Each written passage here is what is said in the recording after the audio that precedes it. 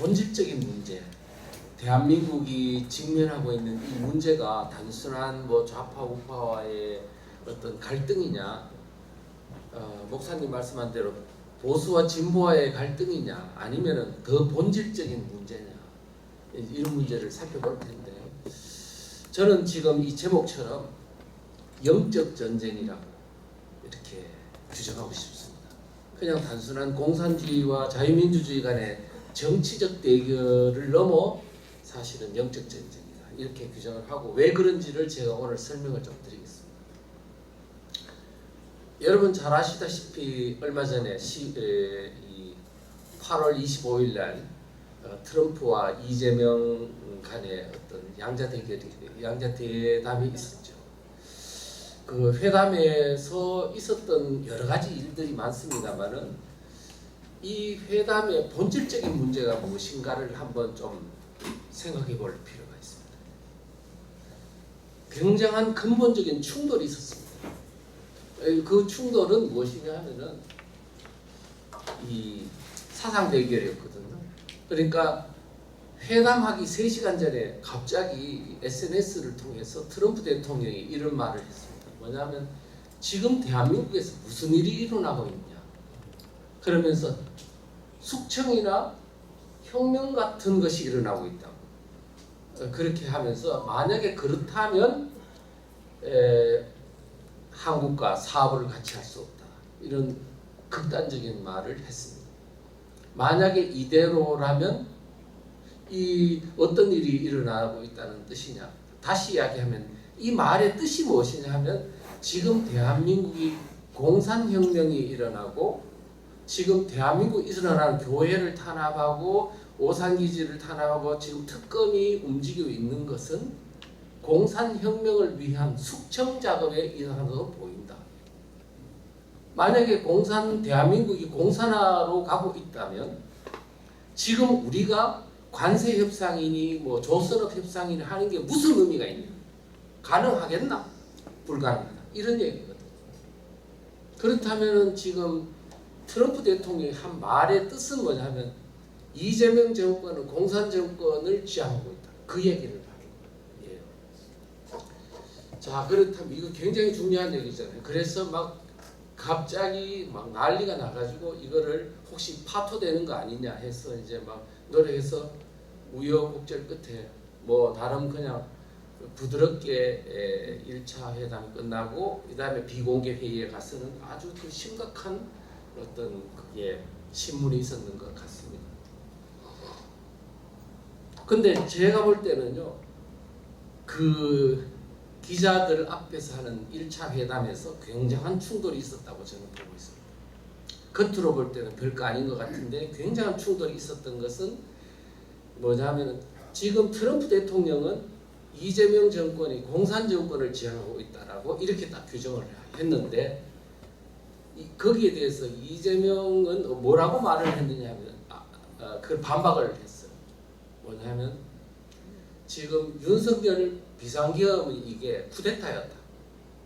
쿠데타였기 때문에 지금 특검이 하는 이런 것들은 그 쿠데타를 진압하고 진실을 규명하기 위한 정당한 작업이었다, 그런 얘기를 했어요. 자, 이 두 사람의 얘기를 다시 정리해보면, 트럼프 대통령은 이재명 세력을 공산 정권을, 공산 체제를 지향하는 혁명 세력이라고 본 거고, 이재명은 뭐라면 나는 정당한데 윤석열이가 지금 쿠데타를 일으켜서 내란을 일으킨 세력이다. 다시 이야기하면 한쪽은 이재명이 내란 세력이라는 거고, 한쪽은 윤석열이가 내란 세력이라고 이렇게 규정하고 있다. 이것은 화합할 수 없는 엄청난 근본적인 세계관의 차이가 있는 것이고, 이 충돌은 봉합된 게 아니고 반드시 나중에 커다란 충돌로 다시 재현될 것이다, 저는 그렇게 생각하고 있습니다. 그렇다면 누가 맞는 말이냐? 트럼프 대통령이 말이 맞는 것일까? 아니면 이재명이 주장이 맞는 것일까? 둘 중에 하나는 맞는 것이고 하나는 틀릴 것입니다. 이 문제를 우리가 한번 살펴보자. 그런데 일반적으로 보면은 한국은 미국을 잘 모르는 것 같습니다. 트럼프 대통령이 어떤 공산주의에 대한 인식을 얼마나 깊이 하고 있는지, 또 지금 미국의 정보기관이나 이런 데서는 얼마나 깊이 한국의 상황을 잘 관찰하고 있는지를 잘 모르는 것 같습니다. 그래서 오늘 이 공산주의와 자유민주주의 세력 간의 커다란 충돌 현상이 한반도에서 얼마나 오랫동안 깊이 아주 잔인하게 일어났는지 그것을 살펴봄으로써 오늘 대한민국 앞에 놓여져 있는 이 어떤 충돌 현상은 그래서 단순한 것이 절대로 아니다. 어마어마한 불행을 자초할 수 있는 것이다. 그래서 앞으로 일어날 대한민국의 현상을 알려면 바로 역사를 살펴봐야 된다. 그런 말씀을 드리겠습니다. 그래서 지금 이재명이 이제 그 쿠데타 이 윤석열 대통령의 비상계엄을 친위 쿠데타라고 했는데 그 얘기는 그 전부터 했습니다. 작년 12월 3일 날 비상계엄이 있었는데요. 이틀 뒤에 12월 5일 날 바로 뭐라고 했냐면 친위 쿠데타다.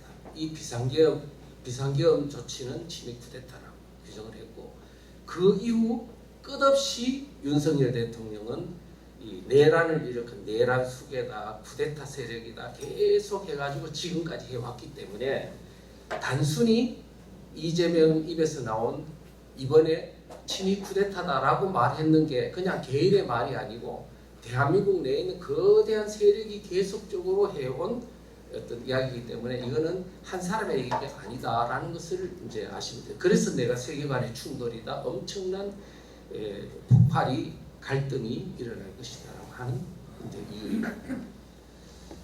자, 그 정도로 하고요. 그렇다면 트럼프 대통령은 지금 대한민국이 공산화 과정에 있다, 숙청이 일어나는 것 같다라고 말을 했는데, 과연 대한민국에서 공산화와 이 숙청의 현상이 어떻게 일어났는지 이것을 잘 살펴보면 앞으로 일어날 일을 잘 예측할 수 있다, 이렇게 말씀드릴 수가 있겠습니다. 지금 대한민국은요, 공산주의와의 이 체제 전쟁은 근자에서 나타난 걸로 착각하는 분들이 많은데 100년 됐습니다. 그래서 공산주의와 반공 세력 간의 이 체제 전쟁은 100년 전쟁이라고 합니다. 아까 말씀드린 우리 목사님 황석중 목사님께서 말씀하신 대로 사실 공산주의가 러시아에서 레닌에 의해서 이제 1917년도 이제 등장을 하고 18년도에 바로 우리 한인 속으로 들어옵니다. 그래서 이동이라는 사람이 그 공산주의를 받아들여서 그 다음에 레닌의 공작금을 가지고 임시정부로 파고들어서 이 국무총리가 되고, 그러면서 우리 민족 속으로 공산주의 사상이 이제 스며들어 가는데요. 20년도의 중반경에 이르면 한반도에는 공산주의 사상이 밀물듯이 이제 눌려 들어가지고 우리 민족 속에 좌우 대립이 치열한 상태로 이제 진행이 됩니다. 그 이후 해방이 된 후에는 3년 동안 어떤 나라를 만들 것이냐, 공산국가로 만들 것이냐, 아니면 미국처럼 반공적 자유민주주의로 만들 것이냐를 두고 치열한 체제 전쟁이 있었습니다. 그런 가운데 대구 폭동도 있었고, 그 다음에 제주 4.3 사건도 있었고, 많은 피를 흘렸죠. 어렵사리 대한민국은 미국의 이제 도움을 받고 이승만 대통령의 어떤 반공 정신에 따라 자유민주주의가 어렵사리 이제 건국을 했습니다만은, 바로 건국된 지 불과 2년도 못 되어 북한에서 기습 남침에 의한 공산화 침략이 있었지 않습니까? 그리고 나서 얼마나 많은 피를 흘렸습니까? 그래서 만약에 미국이 도와주지 않았더라면 대한민국은 지금 바로 김정은 밑에서 모두가 다 고통을 받아야 되는 상황이었죠. 그런데 어렵사리 이제 공산주의를 물리치고 이제 우리가 승리하게 됐습니다만은 불행히도 그 많은 가운데 피를 흘리는 그런 아주 쓰라린 경험이었습니다. 자, 6.25 전쟁을 겪으면서 많은 사람들은 야, 공산주의 진짜 나쁘네. 그 전까지만 해도 공산주의 같으면 뭐 같이 잘 사는 건데 뭐가 문제야? 이렇게 생각하던 우리 많은 국민들이 공산주의의 극악하고 사악한 측면을 경험하면서 아, 공산주의는 나쁘구나 하는 것을 체험하게 됐고, 반공의식으로 무장하면서 이제 1960년, 70년, 80년에 고도 성장을 이루는 바탕이 됐죠. 그랬는데 1980년대 대학가에서 이제 군사 독재를 비판한다는 미명 아래 이제 일군의 대학생들이 좌익 운동에 이제 물들게 되면서, 특히 85년도, 6년도 이후부터는 북한의 대남 방송을 들은 이제 주사파들 학생들이 이제 점점 운동권을 장악하면서, 또 그들이 87년도에 이제 민주화타를 쓰고 이 헌법도 바꾸고 그런데 성공하고, 그러면서 이제 대한민국을 정치권의 주도권을 장악하게 됐죠. 그리고 30년의 세월 동안 얘들이 노동계, 교육계, 언론계 모든 분야에 다 침투를 해서 나이가 한 이제 그때 20대였던 학생들이 이제 30년의 세월이 되니까 50대, 60대가 되면서 대한민국의 모든 진지를 장악하고, 급기야는 선거를 통해서 이제 선거를 통해서 정권을 장악하는 이와 같은 불행한 사태에 이르게 됐습니다. 현재 지금 상태로 보면은 이미 저는 그랬습니다. 이미 작년도 말에 그랬어요. 대한민국은 지금 사실상 90% 정도는 적화됐다. 그래서 지금은 이제 바로 마지막 공산화로 가는 구분응선을 넘어 대문만 열면 공산화로 간다고 내가 누누이 말했어요. 근데 지금은 어떠냐? 이미 대문 안으로 들어왔습니다. 이제는 공산화로 가는 고속도로로 진입했습니다. 이제는 그냥 단순히 국민을 깨우는 정도로는 절대 회복되지 않습니다. 이제는 죽기 살기로 이제 진짜 전사가 되어 체계적이고 조직적인 어떤 투쟁을 거치지 않고서는 회복이 불가능한 상태에 이르렀습니다. 그래서 지금 현재는 그냥 단순히 이제는 경고하는 단계를 넘어 투쟁하지 않으면 회복이 불가능한 현재 상황에 직면했다. 저는 이제 그렇게 생각을 하고 있습니다. 그래서 제가 오늘 이야기하고자 하는 바는 목회자들이시니까 지금 우리 한국교회가 왜 지금 공산화로 가는 이 위험한 상황에 교회들이 이렇게 침묵을 했는가 살펴보니까, 이 교회가 갖는 어떤 강력한 프레임 있잖아요. 교회를 움직이지 못하게 하는 강력한 그 동아줄이 꽁꽁 묶어가지고 도저히 빠져나올 수 없는 그 지경에서 지금까지 이제 있었다고 저는 그렇게 보여져요. 그래서 최근에 제가 작년에 조영원 목사님의 이 부탁을 받고 이제는 교회가 나설 때라는 소책자를 만들었어요.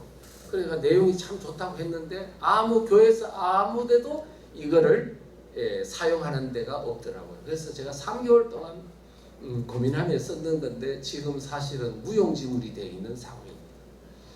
자, 그러면 그 내용 중에 상당 부분이 여기도 이제 내용 포함이 된 건데, 한번 제가 지금 근본적인 문제, 그러니까 지금 우리가 이 공산주의와의 싸움을 정치 갈등으로 볼 게 아니고 영적 전쟁으로 보지 않으면 안 된다는 말씀을 드리면서, 왜 그런지를 우리 민족이 6.25 전쟁을 겪으면서 겪었던 그 문제를 굉장히 감추어져 있는 진실을 드러내서 한번 깊이 생각해보자.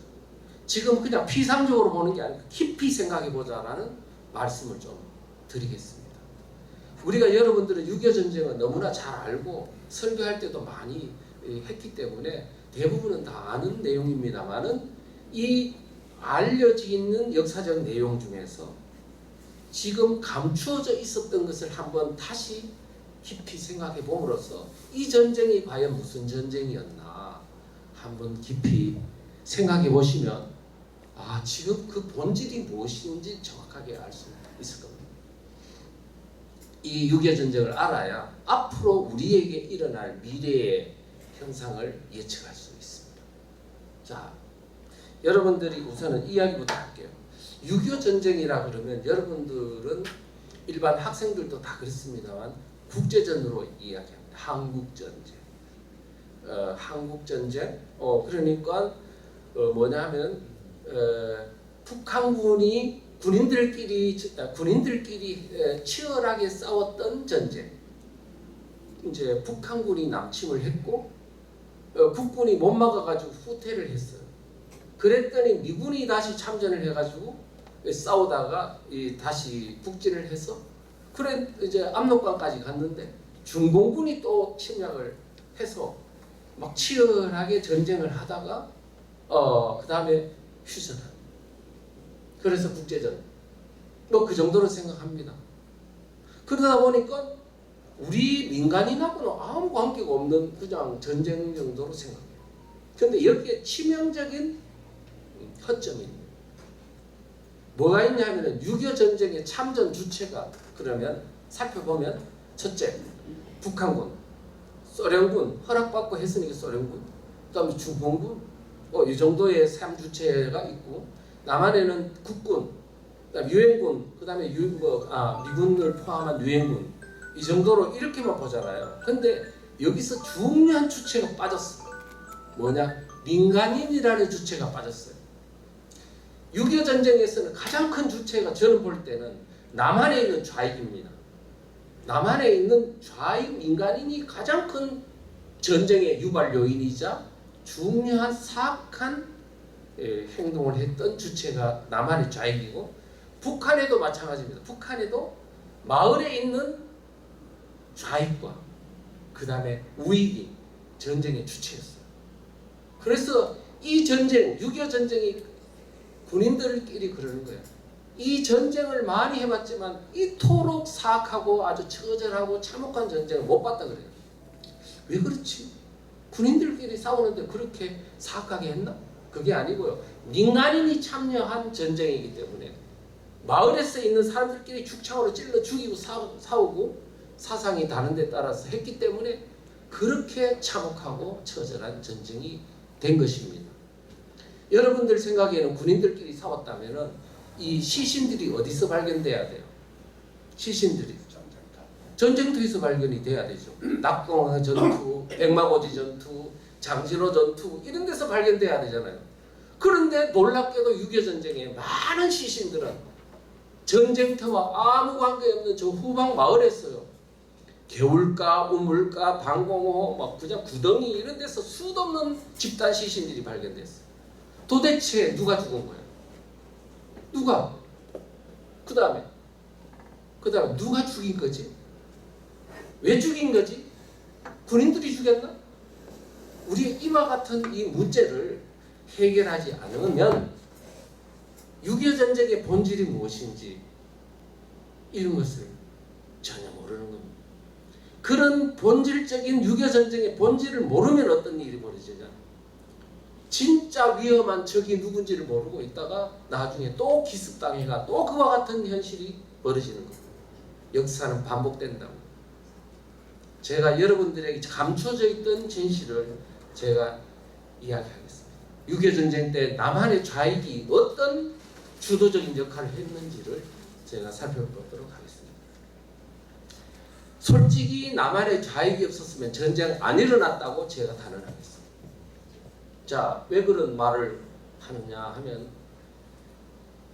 북한이 김일성이가요 전쟁을 해야 되겠다라고 결심하게 된 것도 그 북한 정권을 수립하는 과정에서 남한에 있는 그 좌익들이 그 북한 정권 수립하는데 투표를 막 지하 투표를 해가지고 그거를 북한에다가 올려주면서 박헌영이 했던 말이 내가 이렇게 남한을 다 장악하고 있으니 이제 우리가 북한 정권 수립해가지고 침략만 하면 바로 적화 통일이 가능하다라고 기대감을 불러준 겁니다. 그렇게 해서 실제 이제 김일성이가 그 말을 믿었어요. 박헌영이의 선동에 믿어가지고 이제 전쟁을 하려고 소련의 허락을 받으려고 갔어요. 49년도 3월달에 소련에 갔어요. 박헌영하고 함께 가서 설득을 했습니다. 전쟁 허락해달라.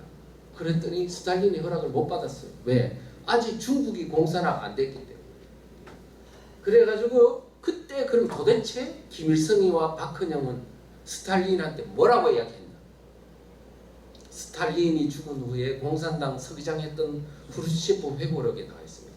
그는 누가요? 김일성은 남한에 한두 번 자극만 주면, 침략을 해서 자극만 주면 내란이 일어났어. 인민의 힘으로 승리할 수 있다. 그러니까 뭐 군인들이 크게 힘 안 들여도 침략만 하면 바로 남한 자체에서 내란이 일어날 거라고 봤던 거예요. 그렇게 해서 허락해달라 그랬는데 허락을 못 받았다가 50년도 초에 3월인가에 허락을 받았습니다. 그러면서 중국 허락받으라고 해서 중국의 양해를 구하고 승낙받은 후에 전쟁을 개시했습니다. 그러니까 만약의 경우에 남한에 좌익이 있다는 것을, 좌익이 없었으면 소련 스탈린의 승낙을 받았을까 못 받았을까? 예, 못 받았을 겁니다. 전쟁 안 일어나. 여러분들은 남한의 좌익은 6.25 전쟁에 굉장히 보조적인 어떤 그 요인이 아니고 주도적인 요인이라는 사실을 명심하셔야 됩니다.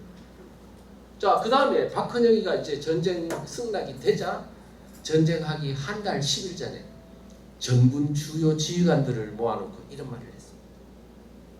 뭐라고 말했냐면, 인민군이 서울만 점령하게 되면 지하에 잠적해 있던 20만 남노당원이 일어나고 인민들이 봉기했어.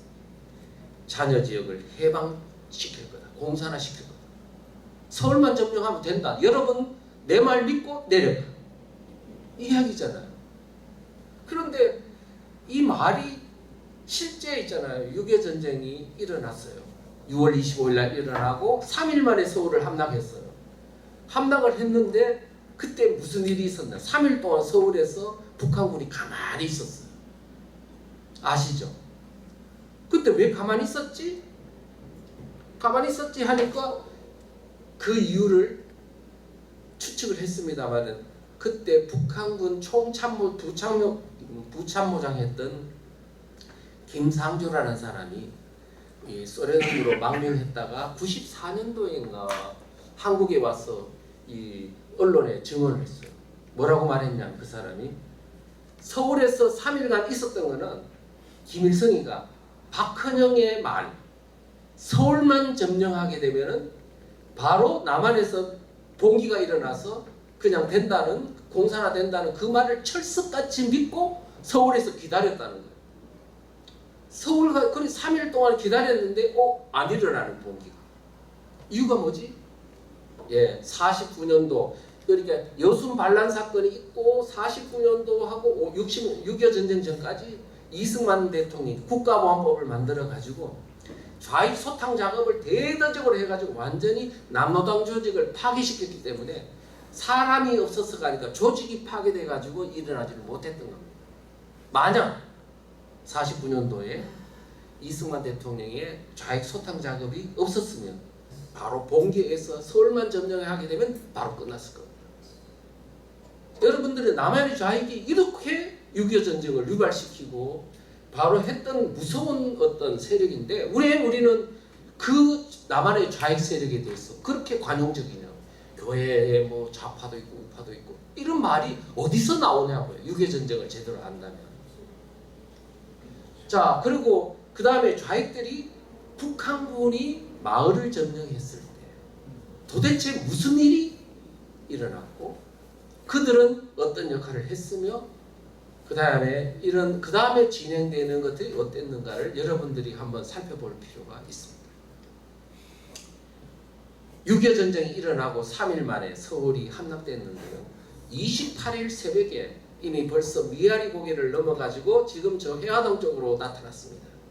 그랬을 때 뭐냐면 거기에 독립문 그 근처에 있는 서대문 형무소를 가보셨는지 모르겠지만 그거를 이미 북한이 점령하자 다른 이제 대한민국 정부는 이미 후퇴를 해버렸고 서대문 형무소에 있는 7,500명이나 되는 그 수감자들이 다 옥새를 풀어버렸어요. 그러니까 서울로 막 밀려 나오고 마포 형무소에 3,500명, 영등포 형무소 같은 그야말로 교도소에 갇혀있던 죄수들이 다 풀려났어요. 근데 대부분이 좌익 상원들이에요. 그 다음에 거기에는 또 뭐가 있냐면 보도의 명원들도 있고 막 이래가지고 섞인 세력들이 이제 서울 시내로 확 풀려난 거예요.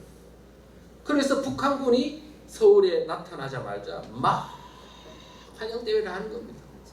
북한 깃발을 흔들면서 막 만세 부르고 그 사람들이 바로 북한군과 합세를 해가지고 경찰서를 접수하고 행정관서 접수하고 하는 모든 앞잡이 노릇을 하면서 그때부터 인민군에 의한 통치, 점령 통치가 진행이 돼요.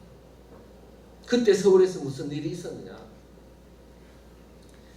모영숙 시인이 서울에 방송을 하다가 이제 그 피난을 못 가가지고요. 이제 있었는데 그분이 또 현상금 걸리면서 고통을 많이 당하면서 있었던 이야기를 수기로 썼어요. 그때 수기에 나온 얘기입니다. 북한군이 이제 6월 28일 날 서울에 등장하면서 북한 공산군 대열이 오토바이를 타고 이게 기갑부대입니다. 이제 노도 광풍처럼 막 행진을 하는데 길가에서는 시민들이 어느새 마련했는지 적기를 흔들며 환호하고 있어요. 적기, 북한 깃발을. 어제까지만 해도 태극기를 든 대한민국의 시민이었던 이들이 하룻밤 사이에 마음이 변해 북한 만세를 부리다. 막 껄껄껄 차는 겁니다. 이렇게 북한군이 나타나는 순간에 서울 시내가 일순간에 새 상황이 바뀌어버리는 거예요. 그리고 대한민국의 국민이었던 자기는 막 그때부터 도망다니기 시작하는 겁니다. 그래서 어디 이화여대 앞으로 갔다가 체포당할 뻔하고 또 저쪽 경기도 광주로 도망갔다가 아는 사람한테 했더니 어느 순간인가 자기 운전사가 인민군한테 이미 신고를 해가지고 같이 체포로 와가지고 막 거기서 싸우면서 여자가 또 도망갔어. 남한산성 주변에 토끼다가 거기서 국군은 죽어서 말한다는 그 시신을 보고서 시를 쓴 그런 사건도 있습니다만은 이랬습니다. 자, 그때 북한군 환영한 사람들, 그들은 누구였나? 바로 좌익사범들, 그 다음에 전향한다고 했다가 다시 돌아간 그런 사람들, 그 다음에 이거 이제 북한 정권이 됐으니까 나는 여기에 빌붙어야지 출사하지 않을까? 살지 않을까? 해가지고 이제 그런 귀주군단들이 합세된 세력들이 이제 3개월 동안 북한군 앞잡이에 대해서 어떤 역할을 했느냐에 이제 읍면동마다 3,500, 지금은 3,500개입니다. 옛날에 이제 그 읍면동이 있었죠. 그때 읍도 있고 우리가 이제 면도 있고 한데 거기마다 인민위원회가 만들어졌어요. 그래 북한군이 주도하지만 실제 그 북한군은 별로 없었고 남한에 있는 그 동네에 있는 좌익들이 완장차고 거기에 주도적인 역할을 했습니다. 그 사람들이 뭘 했냐면은 바로 북한군 앞잡이가 되고 경찰서를 접수하게 하고 그 다음에 반동분자라고 지목된 사람. 그 동네에 있는 반동분자가 누구냐면 첫째 지주, 자본가, 그 다음에 방공인사들, 그 다음에 경찰가족, 군인가족, 공무원가족 이런 사람들 반동분자라 그래가지고 이제 체포를 했는데 북한군은 누가 반동분자인지를 몰라요. 어떻게 알아요? 근데 누가 아느냐? 그 동네 자익이 알 수밖에 없죠. 그래서 죽여야 될 사람 안 죽여야 될 살생부라는 말이 거기서 나오잖아요. 살생. 죽느냐 사느냐 명단을 만드는 걸 살생부라고 그러는데 그거를 바로 그 동네 사람이 만들었다고. 이해가십니까 이제? 자, 그 다음에 체포는 누가 해야 되느냐? 북한군이 어떻게 체포해요? 사람도 적고 그 다음에 누가 누군지도 모르는데. 근데 그 동네 사람은 이 사람이 어디에 숨었는지 집이 어딘지 그 다음에 또 거기에 광이 있는지 굴이 있는지 그 다음에 친척이 어느 집에 있는지 다 알고 있기 때문에 숨어있는 곳을 다 찾아낼 수가 있어요. 그걸 찾아내고 그 다음에 또 이 사람을 죽여야 되는지 살아야 되는지 여론 조성하는 것도 또 이 사람들이 또 담당합니다. 정말로 이 그때 당시를 겪었던 사람들은 하나같이 하는 말이 그때가 되니 이웃이 더 무섭더라. 피난할 수가 없어요. 변명도 안 돼. 이와 같은 고통을 겪었습니다. 그리고 젊은 청년들을 체포해다가 낙동강 전선에다가 투입했어요. 그리고 여기처럼 인민재판을 해서 여기에 전부 다 동네 사람들이 벌벌벌벌 떨면서 막 동원된 사람들이 서 있잖아요. 앞에 서 있는 사람이 누구냐? 동네 사람이라니까. 재판장이. 이 사람은 을지로에 있는 출판사 사장인데요. 이 재판장이 누구냐? 인민재판소 재판장이 을지로 자기 회사에 있는 노동자가 재판장이 된 거예요. 사형명령을 내렸습니다. 그 이제 어떻게 처형이 됐냐? 문제는 차에다가 뒤에 이 줄을 매달아가 이 사람을 끌고 막 그냥 차가 달렸다고 합니다. 근데 우리 어떻게 했는지 여러 가지 설이 있어서 그런데 그런 주장도 있더라고요. 그래서 어쨌든 간에 이런 것들을 통해서 재판을 통해서 사람을 처형하는 것도 그들이 주더라고요. 그 다음에 젊은 청년들을 또 체포해가지고 낙동강 전선에다가 북한군에다 투입했어요. 북한군 기록에 따르면 그 낙동강 전선에서 싸웠던 북한군의 주력 부대 70%에서 80%가 남한 청년들이라고 되어 있습니다. 낙동강 전선을 피로 물들였던 그 젊은 청년들이 이렇게 체포된 청년들이에요. 근데 이 사람을 누가 설득하고 체포했냐? 그 동네 사람들이 거예요. 여러분들은 지금 6.25 전쟁이 아니라 악독한 거는 다 인민군이 와가 했다라고 하잖아요. 안 그렇습니다. 인민군은 마을에 전투하러 많이 내려갔고 마을을 통치한 거는 사실은 아주 숫자가 극소수였어요. 그리고 역할을 제대로 할 수가 없었어요. 그러니까 마을 사람들의 이런 적극적인 도움 아래 지금 이런 점령 통치가 일어났다는 걸 생각해 보면 전쟁에 관한 관념을 여러분들이 생각을 다 바꾸셔야 합니다. 그 다음에 그 인천 상륙 작전 이후 납치된 사람들을 8만 명을 끌고 북한으로 올라갔는데 이 사람들이 동네에서 체포된 것도 바로 좌익들에 의해서 체포됐어요. 누구냐 하면요. 대한민국에 쓸만한 인재들인데 여러분 재헌국회 아시죠? 재헌국회 200명 중에 50명이 이렇게 끌려 올라갔어요. 50명. 2대 국회에서 국회의원 200명 중에는 아마 한 20몇 명 정도 끌려갔다고 그러는데 그 다음에 과학자, 학자, 교수, 그 다음에 교사 쓸만한 인재들을 올라갔는데 남자가 98점 몇 프로라고.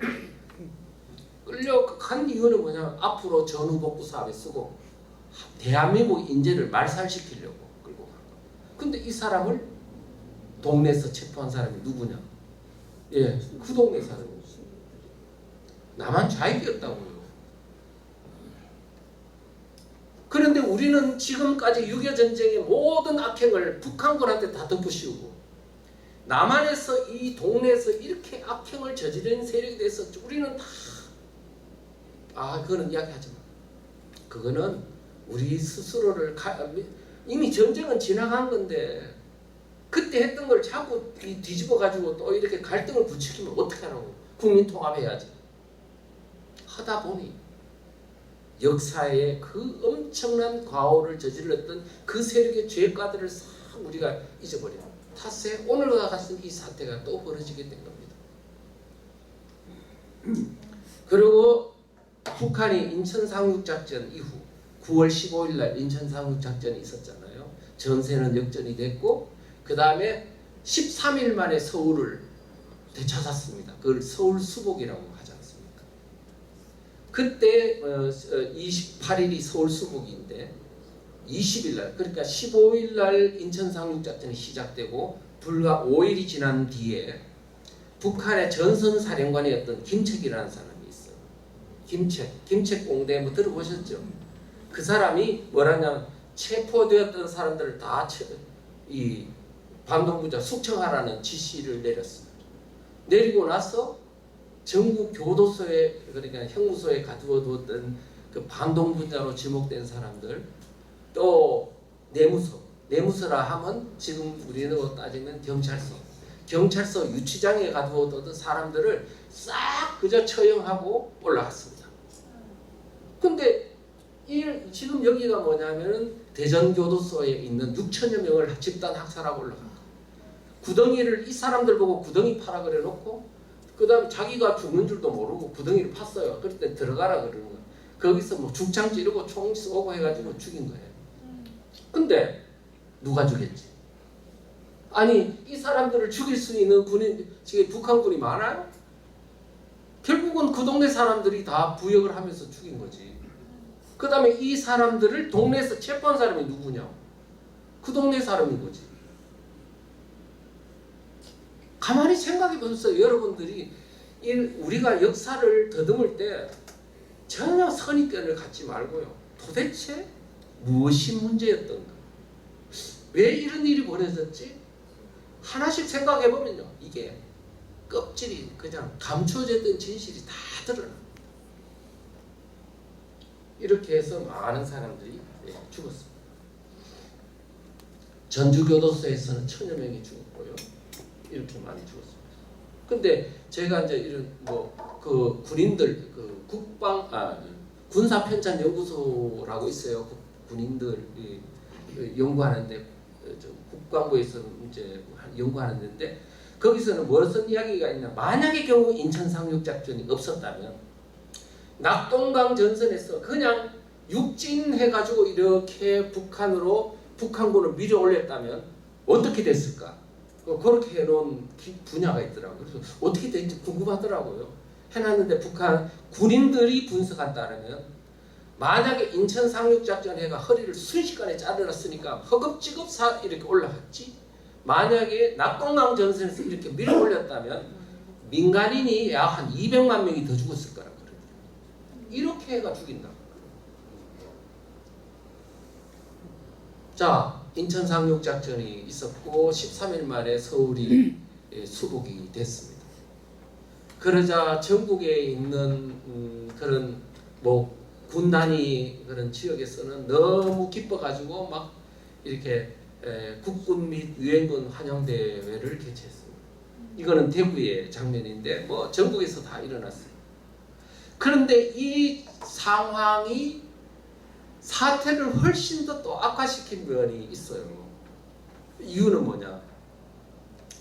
북한군이 지금 인천 상륙 작전이 일어나고 북한군이 막 허겁지겁 이제 막 북으로 후퇴를 하는 겁니다. 그런데 남쪽에 있는 이제 전라남도라든가 경상남도 이런 지까지 내려온 사람들은 이제 막 정신없이 올라가다가 못 올라가고 이제 뭡니까 북으로 올라가는 쪽이 차단당하다 보니까 빨치산으로 막 가기도 하고 막 이렇게 했는데요. 그러다 보니 북한군은 북으로 올라가니까 이제 제일 멘붕 상태에 빠진 사람들이 누구냐 하니까 그 동네에서 북한군 앞잡이에 대해서 사람들을 막 죽이고 했던 사람들. 이제 이 사람들이 완전히 멘붕 상태에 빠진 거예요. 일부는 10만 명 정도는 북한군을 따라 북으로 올라가 버렸고 또 나머지 사람들은 이거 정보가 요즘처럼 스마트폰이 있으면 금방 알아볼 텐데 그때는 소문 듣고 하니까 이거 상황이 어떻게 되는 건지 헷갈려가지고 우왕좌왕 하다가 이제 북한으로 올라가지도 못하고 이런 사람들이 이제 무슨 소문을 듣냐, 이야 북한군이 올라가면서 반동분자를 다 죽이라고 그랬다는 거예요. 그러니까 국군이 오고 유엔군이 오고 경찰 오고 군인이 오면 야 우리가 그동안에 악행을 저질렀던 게 들통나지 않을까? 그럼 어떻게 해야 되겠어? 그래서 이제 미치기 시작하는 겁니다. 그래서 사람들을 막 죽이는데 가장 많이 죽은 데가 어디냐면 전라남도입니다. 경상남도, 그 다음에 전라북도, 충청도 이런 데까지 많은 집단 학살극이 일어납니다. 이제 사람이 그때가 되니까 사람이 완전히 꼭지가 돌아버리는 거죠. 자, 그래서 그때 집단 학살에 가담했던 사람이 증언한 게 있어요. 뭐냐면 9.28 서울 수복까지는 그냥 집단 학살이 없었다는 말은 사람을 안 죽였다는 뜻이 아니고 선별적으로 죽였다는 뜻이고요. 이제 9.18 서울 수복 이후 북한군은 이제 가버리니까 완전히 이 사람들이 북한군이 올라가면서 학살하라고 지시한 탓도 있지만은 그래서 앞으로 미군이 오고 하면 우익 유가족들이 다 보복을 한다 이거예요. 그래서 이제 보복을 막으려면 씨를 말려야 한다면서 사람을 죽였는데 어떻게 일가 친척들까지 모조리 잡아다가 죽였어요. 갓난 애들은 자두에 담아서 그냥 던져버렸고요. 그러면서 이제 겨울에 처형하려고 가다 보면은 이제 이미 80%쯤은 죽은 사람이 되었던 것으로 기억해요. 공포에 정신이 혼미해진 거죠. 이렇게 이제 말을 하고 있습니다. 가장 많이 죽은 데가 아까 전라남도라 그랬고, 그 중에서도 가장 심했던 데가 영광군입니다. 영광군은 이게 그 좌익들이 이거를 군인들이 워낙 이들 지역이 세가지고 이 점령이 좀 늦었던 탓도 있습니다. 그런데 어쨌든 간에 여기서는 좌익세가 세가지고요. 얼마나 죽었냐 하니까 한 2만 명 이상이 죽었다고 해요. 후방인데, 전쟁터도 아닌데 이렇게 많은 사람이 죽었어요. 그런데 그 중에서도 가장 심했던 데가 염산면.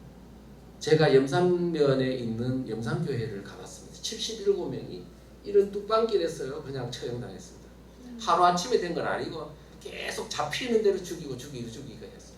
김방호 목사님이라는 분은 그 지역에 이제 빨지산한테 교인 집에 숨어 있다가 체포돼 가지고 했는데 8가족이 손자 손녀까지 다 포함해서 그 좌익들이 와서는 아들 보고 그 나무 장작 패면은 왜 이렇게 아주 그 장작 있죠. 그거를 주면서 아버지 두드려 패 죽이라 그러는. 그래 아들이 못 죽인다고 하니까 이제 그 좌익들이 막 그냥 그 자리에서 다 패 죽이고 이제 아들 그 맏아들만 이제 겨우 생명을 죽었는 줄 알았더니 살아가지고 그 염산교회 목회자가 됐다고 하는데 곧 죽었어요. 근데 여기서 이제 문제는 뭐냐면 내가 가봤더니 그림을 한번 보세요. 북한군이 총을 따발총 가지고 죽인 것처럼 해놨잖아요. 그래서 내가 물었지. 북한군이 죽인 겁니까? 아니면 그 지역의 좌익들이 죽인 겁니까? 하니까 좌익들이 죽였다는 거예요. 그런데 왜 북한군이 죽인 것처럼 총으로 죽인 것처럼 해놨냐? 그랬더니 아무 소리를 못 하더라고요. 그러면 일반 사람들은 볼 때는 북한군이 진짜 교인들을 학살하고 올라갔네 라고 하지만 그게 아니라고요. 북한군은 없었어 그때. 옆에 있는 야월교회 갔더니 보십시오. 야월교회 옆에는 북한군 군관이 딱 폼 잡고 지시하고 이제 동네 사람이 죽창 들고 죽인 것처럼 해놨잖아요. 아니라니까 이것도 좌익이 했어요. 그래서 같은 동네에 있으면서 형님 아우 아니 뭐 밥 드세요 오늘 짐지 뭐 드셨습니까? 라고 인사하면서 형님 아우 하면서 맨날 어울리던 그 사람이 어느 순간이 되니까 이게 사상에 따라서 완전히 죽이고 죽는 이런 관계로 바뀌더라는 거예요. 그래서 사상이라는 게 이토록 무서운 거라고요.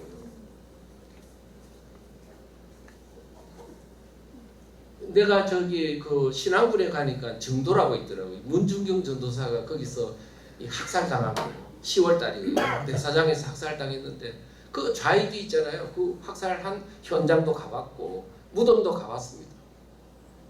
근데 나는 거기서 놀란 거 하나는 호남이 그 신앙군이 기독교를 믿는 사람의 비율이 한 70% 80% 된다고 해요. 그런데 묘한 이상한 뭐가 있더라고요. 뭐가 있냐니까 다른 건 다 우리하고 똑같고 신앙심도 훌륭한데 공산주의에 대해서 이렇게 관용하는 어떤 문화가 있더라고요. 그때 당시에 이제 이런 많은 악행을 저질렀던 사람들이 이제 처벌을 해야 될 거 아니에요. 그랬더니 갑자기 그 사람들한테 예수 믿으면 용서해 줄게. 그래가지고 예수 믿겠다고 하니까 자기가 막 그냥 나서가지고 정부로부터 처벌받는 거를 막 구명운동하고 해서 살려가지고 놓고 해가지고 지금은 그 학살 당한 사람들의 가족들은 멸종이 돼버려. 학살한 사람들은요 뻔뻔하게 돌아다니는 그런 상황이 돼버렸더라. 어떻게 생각하십니까? 공산주의를 용서하는 것이 하나님의 예수님의 사랑을 실천하는 것인가요? 어떻게 생각하시는지. 저는 제가 성경에 아무리 봐도 공산주의는 이거는 원수가 아닙니다. 나를 미워하는 원수가 아니고 이건 사탄입니다. 사탄을 용서하라는 것은 성경 어디에도 없지. 사탄을 그냥 막 대적하고 하라 그랬지. 언제 사탄을 사랑하라 그랬어요? 저는 이와 같은 일들이 오늘날 대한민국의 기독교계의 큰 왜 검은 그림자처럼 이렇게 뒤덮고 있습니다. 한번 생각해 보십시오. 제가 지금 답을 할 입장은 아니고 목사님들께서 답을 해야 될 입장이다. 이런 말씀을 드리겠습니다. 자, 북한으로 올라가겠습니다. 9월 1일 날 국군의 날 행사를 하는 거는 저쪽에 저 강원도 어디죠? 삼척 부근. 예. 거기 울진 아니죠. 울진이 아니고 철원. 예, 철원 그 양양 부근에 이제 그걸 하면서 잠시 올라간 게 9월 1일이고 실제 메가더 장군의 명령에 따라서 북진을 본격적으로 개시한 건 10월 9일입니다. 그런데 10월 9일에서 이제 드디어 국군과 유엔군이 일시에 북진을 시작하자 북한이 깜짝 놀란 거죠. 이야, 이제 큰일 났구나. 그러면서 이제 후퇴를 시작합니다. 10월 9일 시작하자 10월 10일, 11월 11일, 12일 이렇게 되면서 이제 막 그들이 이제 뭔가 막 후퇴하면서 뭔가 조치를 취하는데 뭘 조치를 취해요? 북한 그 전역에 명령을 하달해서 마을에 있는 반동분자를 다 색출해가 죽여라. 이렇게 해가지고 각 그 지역마다요 교수대, 처형장 이런 걸 다 만들어 놓고 마을에 있는 좌익을 동원해서 그 마을에 있는 반동분자들 있잖아요. 우익 사상을 가진 사람들, 그 다음 기독교인들 이런 사람들을 다 체포해가지고 거기서 처형을 다 했어요. 너무너무 많이 죽었어요. 제일 많이 죽은 데가 제가 알고 있기로는 황해도라고 있습니다. 황해도.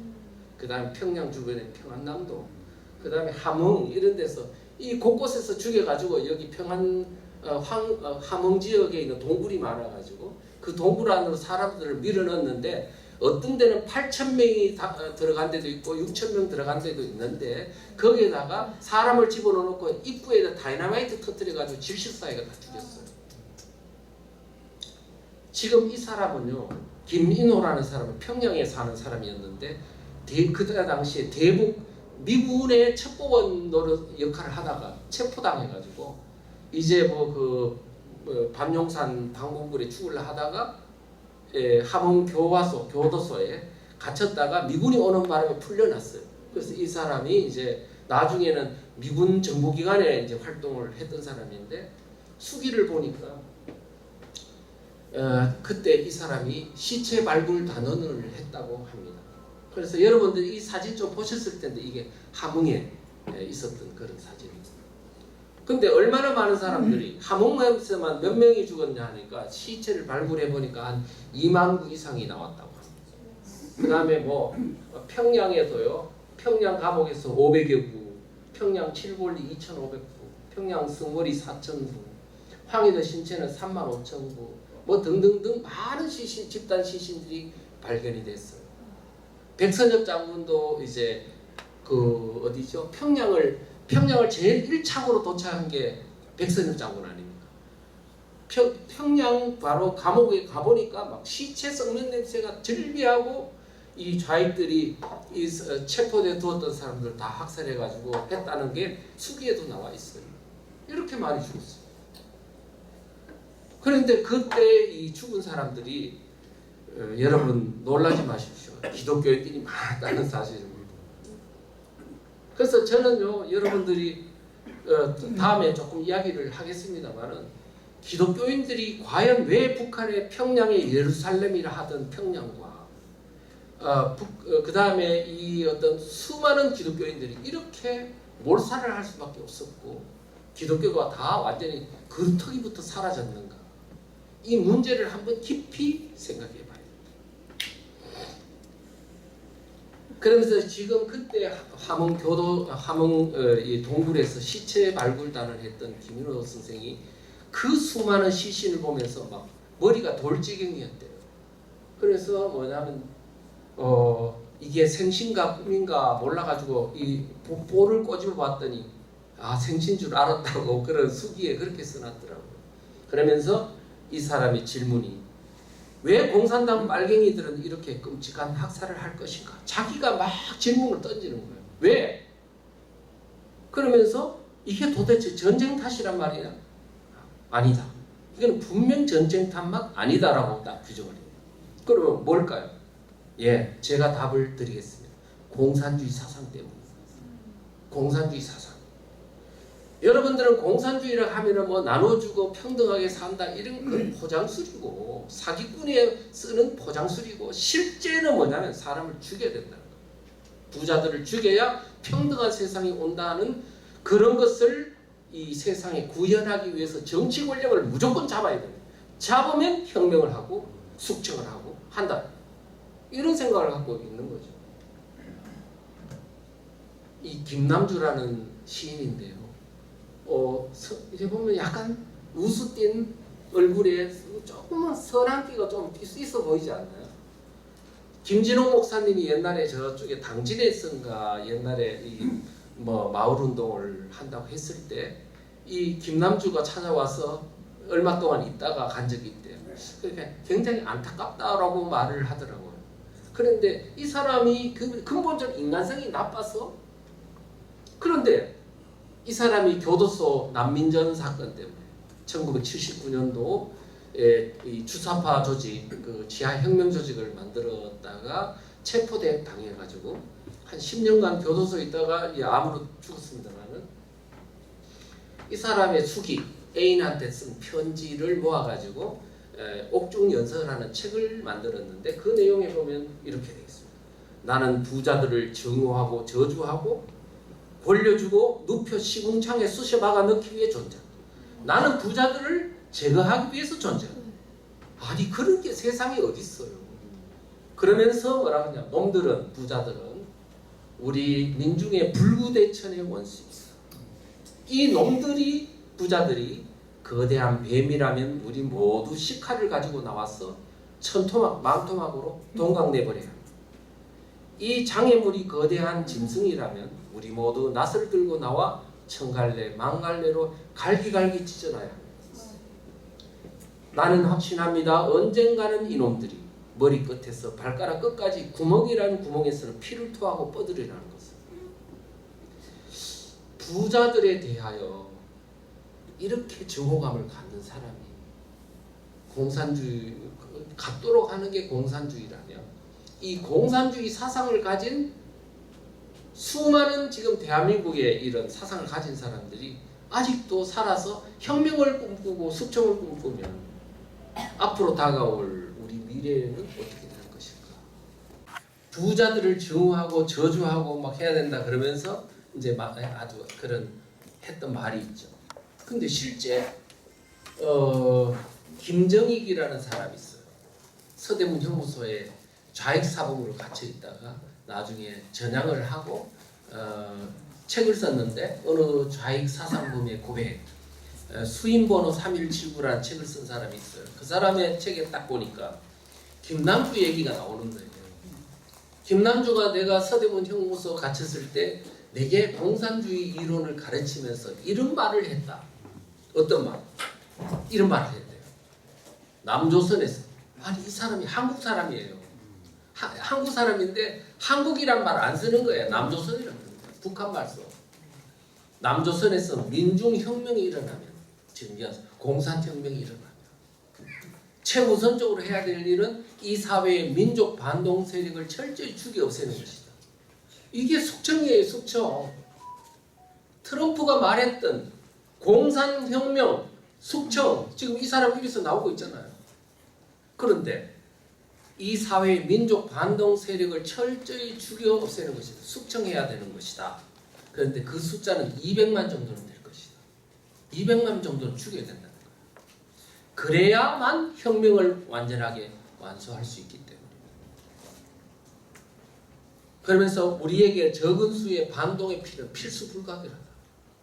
왜 반동을 죽여 없애나 사람을 하니까 공산혁명을 하면 그 반동 세력들은 안 된다는 거야. 부자들이나 이 반공 세력들은 공산화되면 막 저항을 안 된다고 막 하기 때문에 이 사람들은 죽여야 된다. 그래야 공산국가를 만들 수 있다. 그런 거예요. 그런데 김남주는 사람을 안 죽였어요. 말만 했지. 근데 이 사상이 죽여야 된다라고 생각하는 이 사상이 결국은 무서운 거라는 거예요. 왜? 러시아가 공산화된 후에 1990년 전후 공산주의를 이제 사실은 공산 진영이 해체될 때까지 70년 역사 속에 공산 국가가 된 것 나라치고 사람을 안 죽인 사례가 한 나라도 없다는 거예요. 근데 토탈 해보면 얼마나 죽였냐? 예, 한 1억 명 이상을 죽였다. 이거는요 프랑스에 있는 그 저기 국립 그 어떤 연구소에서 사실은 학자 11명이 모아가지고 전 세계 공산화 과정에 사람을 얼마나 죽였는지를 다 검증을 하면서 만든 건데 최소한 1억 명이라고. 그래서 구소련에서는 2천만 명. 그리고 모택동이 그 대약진 운동할 때 굶어 죽인 것까지 포함하면 6,500만 명. 베트남에 100만 명, 북한이 200만 명, 캄보디아 폴포트 정권 800만 명 국민 중에서 200만 명, 아프리카에서 뭐 이렇게 1,500만 명 등등 해서 1억 명 이상이 죽였다고. 생각해 보십시오. 한 사람을 죽여도 잔인한 이런 사람을 집단 학살하는 것을 가지고 공산주의는 괜찮지 않아? 평등하게 살려고 하는 그런 이데올로기는 좋은 거지. 이렇게 생각한다면 도대체 이게 정신이 있는 거냐 없는 거냐. 그래서 우리는 지금 이 공산주의가 그냥 겉으로 드러나는 주장하는 내용과 그 다음에 공산주의 역사가 말해주는 그 비극적인 현실과 엄청난 괴리를 우리는 그냥 말로만 듣고 건성건성 들으니 그렇지. 대한민국에서 6.25 전쟁 때 우리가 직접 선조들이 겪었던 그 비극을 보고도 그거를 남의 일처럼 생각한다는 건 곧 뭐냐면 그때 그 사건이 다시 우리한테는 부메랑처럼 다가올 것이다. 그렇게 생각할 수가 있습니다. 자, 이제 이 정도의 일반적인 6.25 전쟁에 대한 역사를 이야기하면서 한국 교회에 이제 관한 얘기를 좀 해보겠습니다. 북한 교회는요, 지금 어떻습니까? 교회가 존재합니까, 북한에? 가정교회는 일부 있을지 몰라도 국회의원 교회는 제대로 된 교회는 없습니다.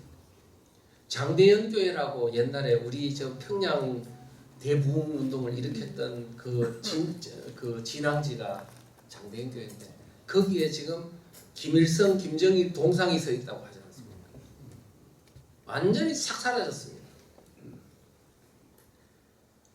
근데 지금 이제 북한의 그 옛날에 해방 직후 교회에 한 2,000교회에서 한 2,800개의 교회가 있었다 하고 장대현 교회니 뭐 서문박 교회니 무슨 교회니 뭐 이런 큰 굵직굵직한 교회들이 있었고 어쩌면은 일제시대 때만 해도 동아시아의 선교의 전진기지가 평양이었다. 그래서 동방의 예루살렘이 평양이다 할 정도로 엄청난 그 기독교 역사에 이름을 남긴 그 지역이 어떻게 해서 하나님이 이걸 싹 말살시켜 버렸다. 무엇 때문에 그런지 우리는 그거를 생각하지 않습니다. 근데 교인들 목사님들을 만나보면 뭐라고 하냐면 그게 된 게 말이야 신사참배 때문이야 라고 말합니다. 물론 그것도 충분히 일리가 있는 말이라고 생각합니다. 왜? 제가 일본에 가면 야스쿠니 신사님 가보니까 신사가 뭐 8만 개가 넘는다고 하더라고요. 그 잡신을 숭배하기도 하지만 저 천황을 숭배하는 그런 국가 신도라는 그거를 숭배하기 위해 가지고 그 예수 믿는 그 목회자들 또는 교인들이 신사에 참배하라고 강요하니까 그냥 숙이고 어떤 그런 잡신을 숭배하고 했다는 것은 하나님으로 보면 어떤 배교행위니까 그럴 수 있죠. 근데 우리가 이거 생각해보자고. 일제 시기에 그러한 통합 통제 가운데서도 교회가 부흥을 했다고. 처음에 우리가 평양 대부흥 운동이 일어났을 때가 첫째 일어나기 1905년도에는요. 우리 교인 숫자가 35,000명인가 됐다 그러는데 평양 대부흥 운동하면서 7만 명으로 늘어났다가 3.1 운동 때는 10만 명으로 늘어났다가 그 다음에 이제 해방될 때는 북한이 20만 명, 남한이 10만 명, 30만 명 교인으로 늘어났고 북한의 대형 교회들부터 버글버글 했잖아요. 그랬는데 어떻게 지금 한 교회도 없이 사라지냐고요. 그게 도대체 원인이 뭐냐고. 신사참배 때문입니까? 저는 우리가 지금 뭐냐면 그 참 신사참배가 한국의 우리 교인들의 정신세계를 파괴하고 하나님으로부터 배교하게 만드는 원인이지만 좀 더 본질적으로 생각해 보자고요. 이분은 이제 정현숙 할머니라는 분이 지금 이분은 그 어디냐면은 평남 선천에 3대째 기독교를 믿는 그런 할머니신데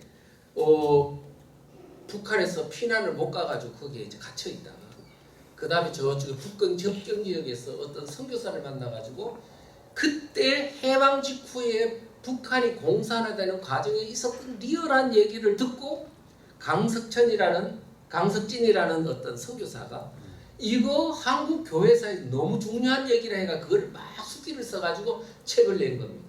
오래된 수.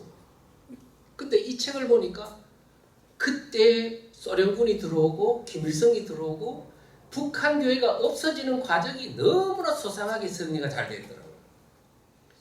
그러면서 이제 하는 얘기가 그 목회자 목사님이 자기 교회 목사님이 이제 오늘 내가 경찰서 갔다 왔는데 앞으로 예배 보기 힘들 것 같다.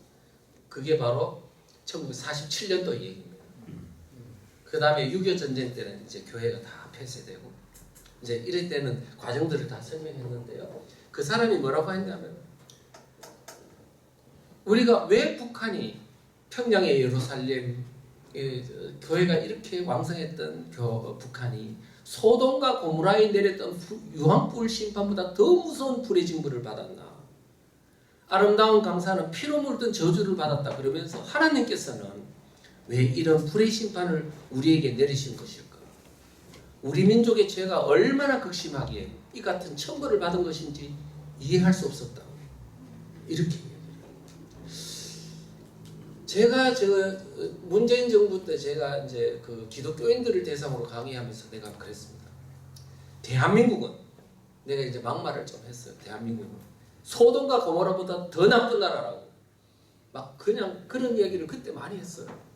왜냐하면 소돔과 고모라는 작은 도움이지만 대한민국 5,200만 명이 이 땅은 하나님으로부터 축복을 받아가지고 이렇게 잘 살고 선진국으로 사는데도 이런 것도 고마움도 모르고 이런 그 대한민국을 파괴하려는 세력한테 이렇게 모든 것을 다 넘겨주는 이걸 보니까 이거는 정상인 나라가 아니다. 내가 그렇게 했거든요. 이 사람이 이런 말을 쓰는 거죠. 소돔과 고모라에 내렸던 유언부부터 하면서 뭐냐면 이해할 수 없었다. 하나님이 이런 징벌을 내는 이유를 이해할 수 없었다. 그런데 저는 이해할 것 같아요. 하나님의 뜻을. 그러면 왜 그렇게 그러면 하나님이 그렇게 선교 어떤 그 전진기지였던 평양과 이 북한을 완전히 싹 쓸어버리는지 그거를 제 나름대로 이해한 대로 설명을 드리겠습니다.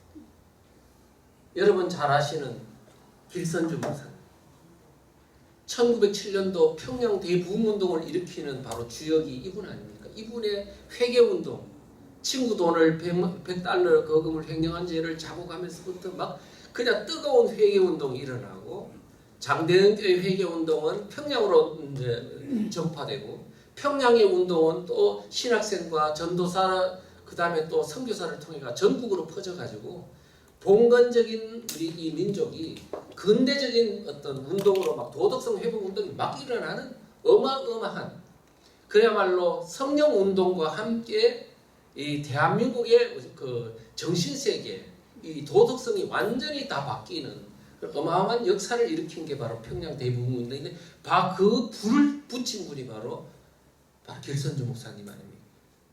길선주 목사님이 사실은 그 평양 장대현 교회 만드는데 800평을 자기 땅을 기부한 거예요. 자기 교회라니까요. 그 다음에 여러분 잘 아시잖아요. 한국교회에서 이분이 남긴 족적은 이루 말할 수가 없죠. 여러분 아시는 새벽기도 이 사람이 만든 거잖아요. 통성기도, 노방전도 다 이분이 만든 거잖아요. 그 다음에 부흥회 2만 회 이상의 붕괴를 했다고 합니다.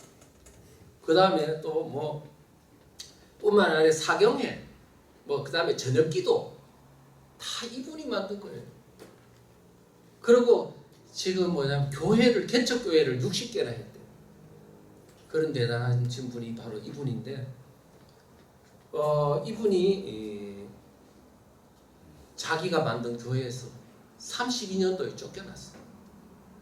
이분은요, 3.1운동 때도 독립운동을, 여러분 아는 우리 3.1운동에 제일 먼저 이 3.1운동의 저항운동이 일어나는 게 평양인데, 평양에 이 저항운동을 일으킨 주역자가 바로 길선주 목사입니다. 그래서 길선주 목사님은 3.1운동 33인 중에 한 분이에요. 그래서 옥고까지 치렀어요.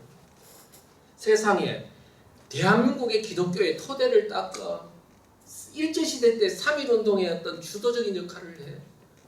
그 다음에 장대현 교회는 자기가 만든 교회야. 그런데 32년도에 왜 쫓겨났느냐고요.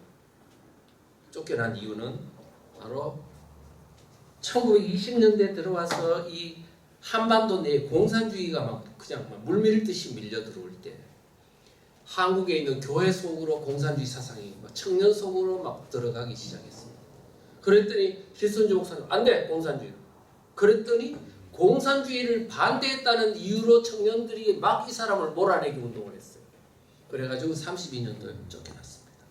그리고 개척교회를 만들었다가 35년도에 스트레스를 받았는지 그냥 사경회 후에 즉사했습니다. 그런데 이분이 32년도 쫓겨나면서 31년도부터 막 그냥 교인들하고 치열한 갈등이 있을 때, 이분이 그때 이제 뭐라고 이제 설교를 많이 했나 하니까, 평양, 동방의 예루살렘 멸망한다. 그런 얘기들을 막 그냥 지금 우리 그 북한 지역이 이제 멸망한다고 예언을 계속하면서 그런 거를 지적했는데, 아니나 다를까 그분이 돌아가시고 10년 뒤에 해방이 됐고, 바로 북한이 그분의 예언대로 그 동방의 예루살렘, 그 수많은 교회들이 있는 교회가 싹 사라지면서 그 교회들이 어마어마하게 피로 학살당하는 그런 일이 있었습니다. 그 길선주 목사님의 예언대로 된 거죠. 그러면 왜 그래 됐을까? 그거를 제가 볼 때 제가 설명을 해드리겠습니다. 길선주 목사님의 한 예라고 보지 마십시오. 장대현 교회에서 일어난 일인데, 길선주 목사님이 어떤 분이 그 교회를 만드시고 사실상 소유주인데, 거기서 젊은 청년들이 막 이 수구꼴동 목사님 몰아내자고 했으면 그 장대현 교회에서만 있었겠냐고. 다른 평양에 있는 모든 교회도 다 그랬을 거고, 남한에 있는 교회도 다 그랬을 거 아닙니까? 지금 대한민국에 일어나는 교회처럼. 그래서 이제 그때가 언제냐 하면은 30년대 이제 한 초반이니까 20년대 한 중반부터 그랬대요. 그랬으니까 그때 이제 청년들이 물들었는데, 그때 20대 30대 된 청년들이 해방이 됐을 때는 이제 그때 언제입니까? 약 한 20년 정도 지났을 때니까 20대가 40대가 되고 30대면 50대가 되는 딱 그 시기, 대한민국하고 비슷하잖아요. 그때 뭐냐면은 해방이 됐고 소련군과 김일성이가 들어왔을 때, 그 공산주의가 들어왔을 때 길선주 목사님 같은 그런 철저한 방공적이면서 이게 성경의 영적인 원리를 정확하게 아는 분들이 딱 들어왔으면 안 돼! 이건 배척해. 아니면 교인들이 빨리 월남해. 이렇게 가이드라인을 해줬을 거라고. 그랬는데 그런 거 없이 그냥 미몽에 이제 독가스가 계속 20년 동안 품었으니 한국교회 모두가 다, 특히 북한교회가 많이 이제 이 영적인 타락을 했을 거라고. 그런 상황에서 김일성이가 나타난 겁니다. 그런데 그 사람은 기독교 집안이잖아요. 뭐 자기 그 마누라 강반석, 그쵸? 만세반석. 그러니까 이제 사람들이 혼미한 기독교인들인 거죠. 공산주의에 대해서 이게 사탄이라는 생각을 하지 않고 뭐 이거는 공산주의는 좋은 거 아니야 라는 생각을 갖고 있는 기독교인들이 만연한 상태에서 기독교의 탈을 쓴 김일성이가 소련군을 앞잡이게 돼서 딱 나타난 거예요. 그러니까 반항 안 하는 거지. 예를 들어 보겠습니다. 조만식 선생은 위대한 민족 지도자죠. 그런데 이 사람은 내가 볼 때 이상한 자꾸 혼미한 행동들을 해요. 좌익들이 처음 해방되자마자 건주를 만들었는데 건국준비위원회 서울이나 이런 데서는 우익들이 참여를 안 했어요. 이건 좌익이 주도하는 여운형이니 이런 좌익들이 주도하고 박헌영이 주도했다고 해서 참여 안 했는데 거기에 불쑥 평양 건준위원회 위원장이 됐어요. 그러다가 소련군은 좀 이건 아닌가 봐. 그런데 소련군한테 실제 치스차코프 뭐 그 대장인가 그 사람한테 혹시 소련군은 지금 해방자로 온 거예요? 아니면 점령자로 온 거냐 물어봤다니까요. 조만식 선생이 뭐라는 뜻이래. 헷갈려가지고. 그 다음에 김일성이가 뭐라고 하냐 와가지고 선생님을 앞으로 잘 모시겠습니다. 선생님을 대통령으로 모시고 제가 잘 모시겠다 그랬더니 예의 바르네. 그래가 10월 14일 날 평양 공설운동장에서 김일성 환영대회를 개최할 때 거기에 대회장을 맡아줬어요. 그 다음에 여러분들 북한에서 최초의 정당을 만들었어요. 조선민주당이라. 만들었는데 누가 만들었냐? 조만식 선생이 만들었어요. 근데 누구하고 함께? 김일성 세력과 함께. 최용건 들어보셨죠? 최용건, 김책 이런 사람들과 함께 최용건 그렇죠. 김책 등과 함께 조선민주당을 만들었습니다. 근데 배후에서 누가 조정했냐? 소련군이 조정했어요. 그랬다가 찬탁운동 45년도 12월 달에 모스크바 삼상회의가 있고 찬탁운동으로 돌변하면서 이거 아닌가 해가지고 그때부터 이제 이분이 이거 아니야 했다가 바로 연금당했다가 6.25전쟁 때 피살당했습니다. 지금 이 조만식 선생 같은 그런 민족 지도자도 이미 북한 전역 내에 있는 공산주의에 대한 희미한 헷갈리제이션 그런 헷갈리즘에 이게 이제 포섭이 당해가지고 이렇게 저런가 이래 했단 말입니다. 자, 두 번째 여러분 잘 아시는 김익두 목사. 이 사람은 이 조만식 선생보다 훨씬 더 상황이 나빠요. 그 장로교 총회장을 했고 저도 우리 어릴 때 김익두 목사님에 대한 얘기도 많이 들었고 뭐 그 다음에 그런 수기도 많이 듣고 했는데 이 김일성이의 처갓집이 이제 강씨 아닙니까? 강반석이니까. 그리고 김일성의 장인이 강도누. 그 다음에 거기에 육촌이 강양욱 목사라고 있는데 이 사람이 이제 완전히 김일성의 앞잡이가 돼가지고 김익두 목사를 포섭을 했어.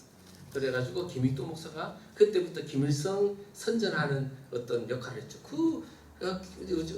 뭐냐면은 장로교 총회장을 했으니 얼마나 영향력이 세고 또 부목사로서 너무나 유명했기 때문에 그분이 한마디 한마디가 북한 교인들에게 미치는 영향력이 얼마나 컸겠냐고요. 그랬는데 이제 그러다 보니까 이제 교인들이 있잖아요. 누구 말이 맞지? 아니 김익두 목사님 같은 조만식 선생 같은 분이 이렇게 하니까 헷갈리니까 교인들이 왔다리 갔다리 하는 거예요. 그래가지고 3분의 1은 이제 김일성 지지로 돌았어.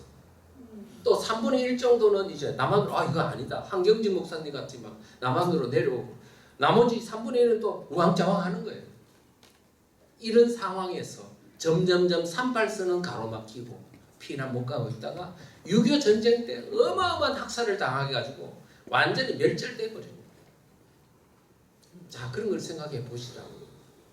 그런데 지금 김익두 목사에 대해서는요, 어떤 사람 그래도 나중에 이제 생각이 바뀌어가지고 뭐 이렇게 순교당했다는 이야기도 있습니다만은, 근데 그 순교당한 그 시점이 언제냐면 6.25 전쟁 때 북한군으로 유엔군하고 국군과 미군이 이제 북진을 한 게 10월 달에 그랬죠. 10월 9일 날.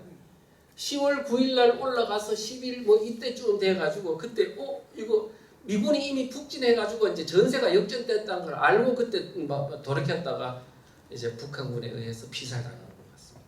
그런데 6.25 전쟁이 일어났을 때 그 사람 뭐 했냐면 평양에 있는 서문박교회에서 전부 다 목회자들 다 모아놓고 지금 미군이 지금 침략해 왔다고. 그래서 미군을 지금 몰아내기 위해서 지금 우리 모두 다 헌금하자고 10만 원을 헌금해가 무기 사는 자금으로 지원했어요. 5년 동안 우리 북한 기독교를 공산주의에 대해서 혼미하게 빠뜨리고 선전하고 김일성을 선전해가지고 기독교인들이 파멸로 이끈 그 죄는 어떻게 해야 되나?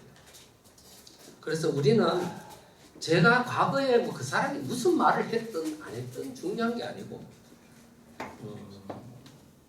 있는 사실은 냉정하게 일단 받아들이고 거기서 우리가 얻어야 될 교훈을 우리가 바로 하는 게 중요하지 자꾸 아니라고 부정한다고 해서 역사가 감춰지는 게 아니지 않습니까? 우리가 그런 것들을 좀 생각해 봤으면 좋겠습니다. 그래서 제가 볼 때는 만약에 그때 이 교회가 아까 그러잖아요. 신사참배했는 것처럼 공산주의라는 것이 이제 북한을 막 들어왔을 때 이거는 사탄이라 하고 저항했다면 아마 한국 교회는 북한 교회는 정말로 위대한 어떤 세계적인 역사를 남겼을 겁니다만은 북한 교회를 이끌었던 사람들이 거기에 대한 혼미에 빠짐으로 인해서 아니면 의도적이었던 비의도적이지 않았던 혼미에 빠짐으로 인해서 교회도 파괴되고 교인들도 많은 피살을 당하고 결국은 남은 일부 사람들이 남한에 내려와가지고 이제 한국 남한 또 혼미에 빠진 남한 교회를 깨우치게 하는데 역할을 했지 않습니까? 그래서 우리가 지금 제가 이야기하는 것은 왜 하나님은 이걸 싹 소멸시켰나? 그러니까 내가 이건 맞는지 안 맞는지 목사님들 앞에서 말하기는 너무 죄송스러운데 애국 땅에 있었던 그 수많은 사람들을 가나안으로 넣기 전에 40년 광야 생활에서 싹 죽이고 오래잖아. 그와 같은 것은 아닌가.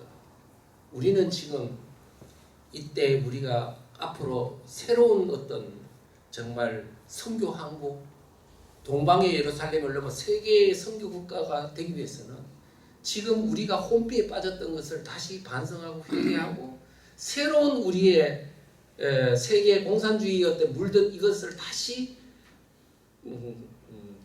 되돌리고 기독교를 부활시킬 수 있는 반공적 기독교의 어떤 부활 정신을 가진 사람들이 앞으로 미래 세대를 이끌어가야 되지 않나라는 생각을 하거든요.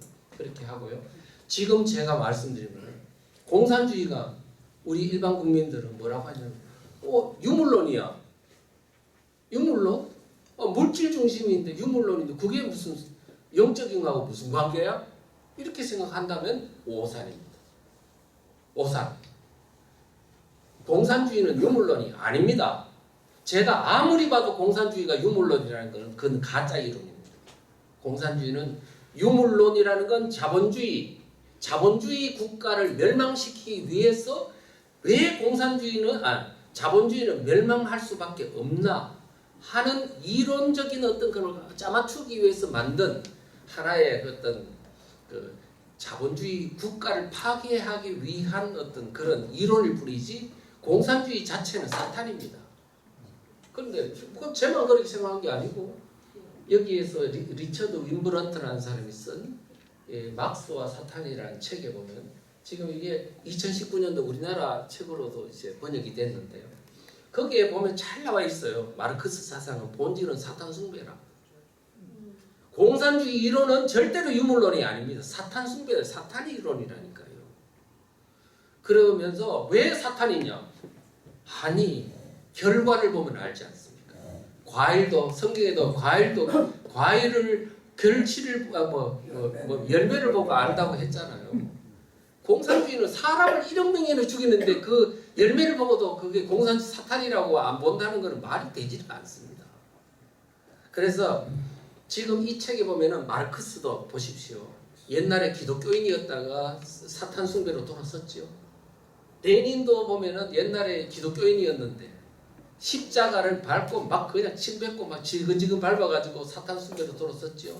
스탈린도 신학생이었는데 바로 사탄 숭배로 돌아서가지고 이렇게 사악한 짓을 했지요.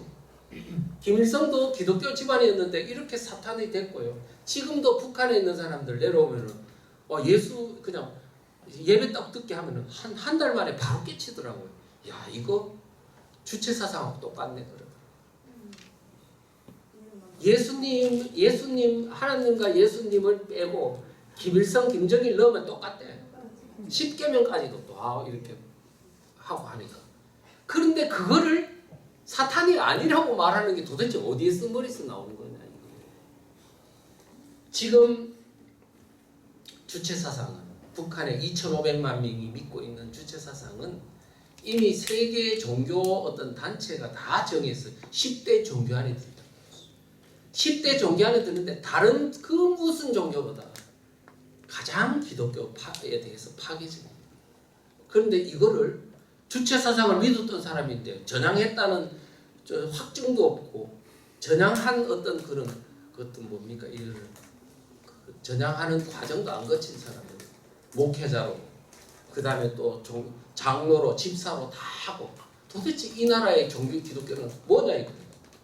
그래 놓고는 그냥 약간 교리적인 잘못이 있는 거라 그냥 면도날로 후벼 파고 막 해가지고 막 응징을 하지 않습니까?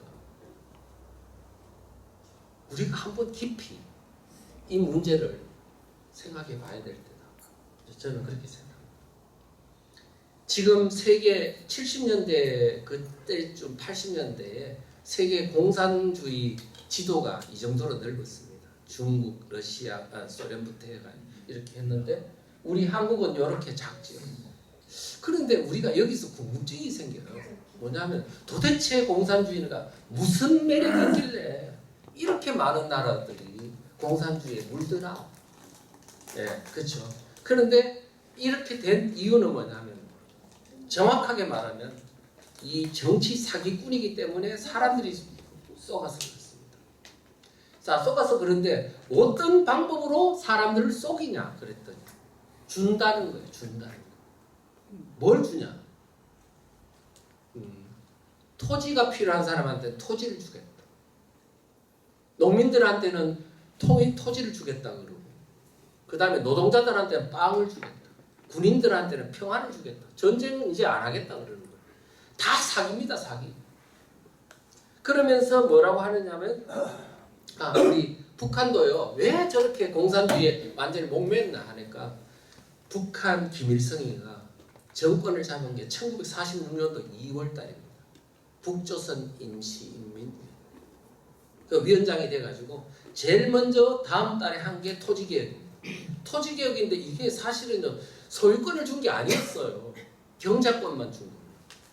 오정보 기준으로 경작권을 줬는데 농민들은 뭘 생각했냐면 이게 그렇게 내 한평생 소원이 있던 농지를 내 땅을 갖게 해주네? 그래가지고 막 좋아가지고 그럼 그렇게 해가지고는요 농지를 지주들의 땅을 다 뺏어가지고 한 25일 만에 다 뺏어가지고요 지주들은 48시간 만에 그 마을에서 나가.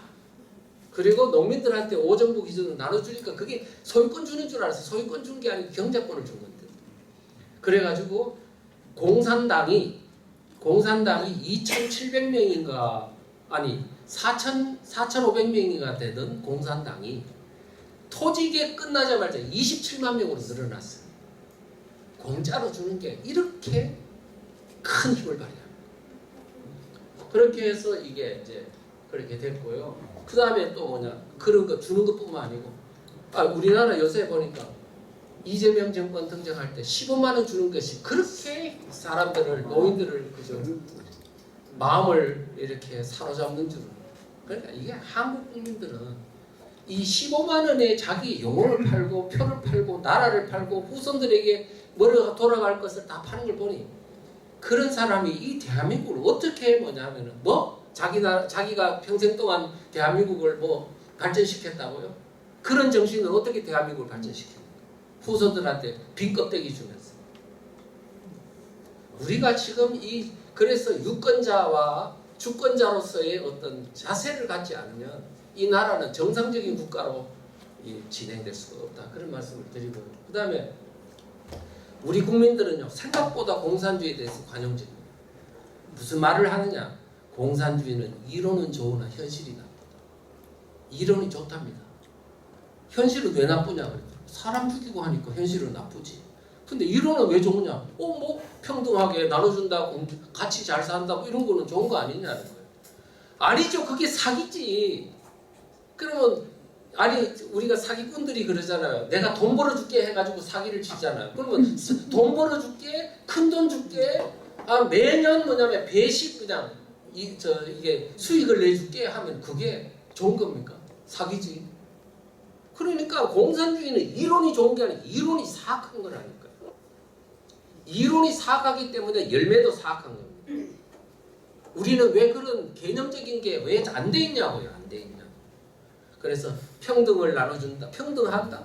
그게 휴머니즘이 아닙니다. 또 진보 보수다. 진보? 아니 공산주의가 어떻게 진보입니까? 그 다음에 보수. 공산주의를 반대하는 게 수구 꼴통이라고요. 그런 잘못된 요. 민주주의라는 말을 쓰는데 이게 인민민주주의를 의미합니다. 그건 공산주의 사회주의를 말하잖아요. 사람 중심? 그게 어떻게 사람을 진짜 존중해서 그런 말을 씁니까? 그게 아니고 사람 중심이라 하는 건 인민 중심이라는 말이죠. 공산주의 사상을 가진 사람들이 중심되는 세상. 자, 뭐 그런 건 더 이상 다 아시니까 그렇고요. 이제 마지막으로 근본 해법은 국민들의 사상 대각성 운동이 일어나야 된다. 황경진 목사님은 그랬어요. 남한에 내려오니까 너무 이 남한에 있는 기독교인들이 혼미에 빠져 있더라. 그래서 안 된다. 이제 왜 기독교인들이 이렇게 잠잠하냐? 최선의 정치 이념. 우리가 기독교 정신에 입각한 자유민주주의가 이렇도록 좋은 건데도 왜 이렇게 공산주의에 대해서 후퇴적이고 그 다음에 활동 안 하려고 하고 그 다음에 회피적이고 그 다음에 도피적이고 이렇게 되냐. 이래서는 안 된다라고 하는 게 이제 한경진 목사의 말이고 그래서 소책자나 잡지를 가지고 십자가를 지고 정치운동을 합시다. 이제는 그렇게 말했고 제가 여기서 우리 국민들은 사실은 자유민주주의를 좋아하는 사람이 한 80%는 되는 것 같아요. 그런데 뭐가 문제냐? 모르는 거야. 자유민주주의가 뭔지 공산주의가 뭔지 아무것도 몰라요. 그리고 그냥 나는 뭐 골프 치고 내 자식 공부시켜가지고 출세하면 되고 나는 뭐 그냥 장사 잘하면 되고 뭐 누가 이 나라를 지키냐고. 그러면 교회는 어떤 공무원들은 어떠나 정치 중립이라는 이유로 활동 안 해요. 뭐 좌파가 잡든 우파가 잡든 그냥 시키는 대로 하겠다는 거예요. 공무원이 체제 지키라고 국민의 그 세금으로 돈을 주는 공무원들이 안 움직여. 그 다음에 자유민주주의, 그러니까 신앙의 자유가 존재해야만 되는 교회가 신앙의 자유를 없애는 그런 공산주의 앞에 침묵을 지킨다. 정교분리라는 이유로 안 움직여요. 지식인들은 중립성의 함정, 뭐 편향되면 안 된다고 안 움직여. 부자들은 혹시나 좌파들한테 시키면은 내가 지금 회사가 어려워지니까 안 움직여. 그러면 도대체 누가 이 체제를 지키냐고. 그러니까 지금 뭐냐면 지금 이 상황이 된 겁니다. 공산주의가 좋아서 공산주의를 지지하는 사람이 좋아서가 아니고 자유민주주의를 지켜야 될 사람이 안 움직여서 이런 일이 벌어진 거라고. 대신 누가 해주겠지. 그럼 이거 이천 교수 열심히 해. 내가 뒤에서 기도해 줄게. 모두 다가 그 모양이니까 안 되는 겁니다. 그런 것들을 말씀드리고 그 다음에 좌파 정치 세력 북한, 중국이 지금 다 공작을 하고 있잖아요. 그런데 미국은 우리 지금 자유민주주의 세력을 도우려고 공작한 적이 있습니까? 없습니다. 중국은 지금 막 치밀하게 지금 하고 있고요. 북한은 70년, 80년 동안 대남 공작을 해서 간첩 보내고 했고 그 다음에 정치 세력, 정당들은 다 열심히 하고 민노총, 정교조, 신문, 방송이 다 하나같이 일사불란하게 공격하는데 여기는 전부 다 내몰라라. 미국도 지금까지 방치했잖아요. 그래놓고는 아니 대한민국의 국민들은 도대체 그 모양이냐 이렇게 생각하는 거죠. 물론 일리는 있습니다만은 이 상태가 이렇게 나쁘다는 것을 우리는 모르고 있어요. 그래서 이제는 어떻게 해야 될 거냐? 이제는요 딱 모든 현재 대한민국의 상황을 간단 명료하게 정리해 줘야 돼요. 2줄밖에 없다. 3줄도 없어요. 2줄밖에 없어요. 여러분들 지금 이야기해보면 제가 그런 이야기 많이 들어요. 아, 나는요 공산주의 싫어요. 북한도 싫어요. 중국도 싫어. 근데 니는? 나는 사회주의는 좋아하는데 저 핀란드, 뭐 스웨덴 이런 북부에 있는 사회주의 좋지 않아요? 보니까 자유롭던데 복지 난 좋아요. 자, 그런 거를 우리는 뭐라고 하면 사민주의라고 합니다. 그 사민주의는 그러면 사회주의 일종이긴 하지만은 자유민주주의를 파괴하지 않기 때문에 그렇게 위험한 건 아니에요. 그런데 문제는 뭐냐면 그러면 너가 대선이나 총선이나 이때에 후보는 딱 둘밖에 없어. 종북으로 가느냐, 공산주의를 가느냐, 아니면 자유민주를 지키느냐. 후보는 둘밖에 없는데 너 어디 선택할 거야? 딱 그러면 나는 이쪽 선택할 거야. 그러면 한패 그릴 거지. 우리가 지금 나는 제3의 길이 있어, 난 좋아, 이런 게 필요가 없는 게 대한민국은 지금 이제는 2개의 줄밖에 없다는 사실이에요. 냉정하게. 나는 자유민주주의 좋아하는데 그래도 이쪽을 그 공산주의로 가는 사람을 선택하면 공산주의자의 힘을 보태는 부역자예요. 이제는 뭐 다른 뭐 무슨 방법이 없어요. 우리가 이런 것들을 알아야 된다는 말씀이죠. 그럼 방법은 지금 우리 지금 뭐냐면은 이렇습니다. 좌파들은요, 뭐 여러분도 잘 아시겠죠. 일사불란하지 않습니까? 혹시 갈등이 잘 있나요? 하나 딱 정하면 그게 뭐 누가 됐든 문재인이 됐든 이재명이 됐든 일사불란하게 쫙 당기잖아요. 우리는 어떻습니까? 이렇게 저렇게 이 말이 옳다 저 말이 옳다 막 그냥 설왕설래하면서 그냥 콩가루처럼 이렇게 막 분열과 갈등이 심하지 않습니까? 어떻게 이 문제를 해결하냐? 뭐냐면은 현재 있는 이 모든 갈등의 체제 전쟁을 일단 첫째는 이게 전쟁이다.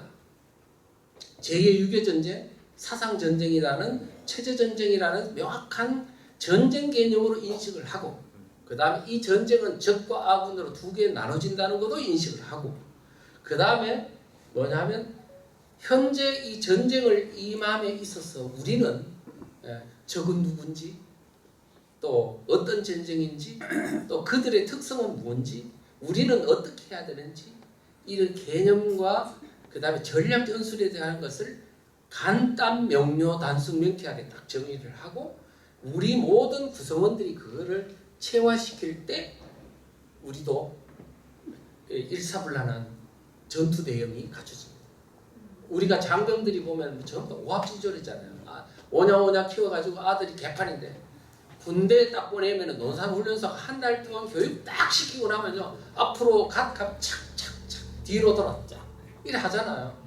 지금 우리도 뭐냐면 이 오합지졸의 상태를 빨리 벗어나야 돼요. 그러려면은 전쟁이 어떤 전쟁이고 누구와의 전쟁이며 어떻게 싸워야 되는지 전략 전술에 관한 것을 일사불란하게 체득하고 습득해야만 이 전쟁을 치를 수 있다. 그래서 저는 지금 그동안에 지금 이런 소책자, 대한민국 체제전쟁이죠. 대통령 탄핵과 체제전쟁. 체제전쟁이라는 말을 넣었지 않습니까? 이번에 제가 미국에 있는 동안에 체제전쟁 마스터 플랜이라는 그런 책을 만들었습니다. 이것은 아마 앞으로 우리 이 전쟁을 임함에 있어서 우리 자유민주주의 세력이 꼭 필독으로 하고, 그 다음에 그거를 완전히 다 체화시켜야 될 하나의 훈련 교재다, 이렇게 이제 생각하고 있습니다. 그래서 이런 것들이 이제 책이 딱 나오니까 처음에는 뭐 이런 소책자가 무슨 중요한 역할을 하겠냐라고 생각하지만 읽어보니까 이제 상당히 괜찮으니까 그 많은 우리 뭐 연사들이나 이런 분들이 막 여기서 말하는 용어 이런 것들을 정말 많이 전파를 해서 지금은 이제 거의 그 개념들이 이제 우리 대한민국 국민들은 상당히 많이 이제 흡수가 되어 있는 상황입니다. 앞으로 우리 이제 지금 한국에 있는 사람보다 지금 미국의 힘이 강해지고 한국의 상황은 이제는 어떻게 할 수 없는 한계 상황에 이르게 됐습니다. 그래서 교민사회의 역할이 훨씬 더 커졌는데 교민들이 이제 그냥 뭐 지금까지 했던 방식으로는 대한민국 못 구합니다.